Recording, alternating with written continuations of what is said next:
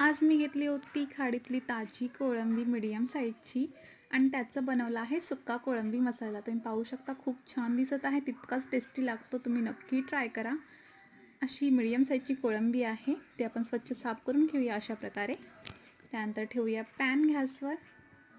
त्यानंतर टाकूया त्याच्यामध्ये 2 मोठे चमच तेल, 1 मोठा चिरलेला कांदा मीडियम साईजचा.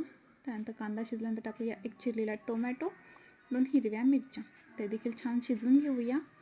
त्यानंतर टाकूया मसाले. पहिल्यांदा हळदी, लाल तिखट, काश्मीरी लाल मिर्च, धनेपूड, अख्खा वाटलेला गरम मसाला आणि चवीपुरतं मीठ. छान प्रकारे मिक्स करूया. त्यानंतर आपण त्याच्यामध्ये टाकणार स्वच्छ साफ केलेली आपली कोळंबी आणि 1 चिरलेला बटाटा साल काढून घेतला आहे. त्यानंतर त्याची एक वाफ काढूया. तुम्ही पाहू शकता खूप छान दिसत आहे कोळंबी. छान मिक्स करूया आणि त्यानंतर टाकणार त्याच्यामध्ये 1 चिरलेलं वांगं. तुम्हाला नसेल आवडत तर तुम्ही स्किप करू शकता. मिक्स करूया आणि आणखी 5-10 मिनटाची वाफ काढूया. 5 मिनटानंतर आपल्या वांग्याने भरपूर छान पाणी सोडलं आहे.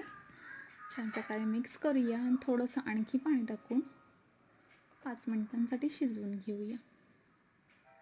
तुम्ही पाहू शकता आपल्या कोळंबीने छान प्रकारे तेल सोडलं आहे. आता टाकूया कोकम आणि आपण त्याची आणखी 2-3 मिनटं वाफ काढूया आणि आपली इथे रेडी आहे सुका कोळंबी मसाला.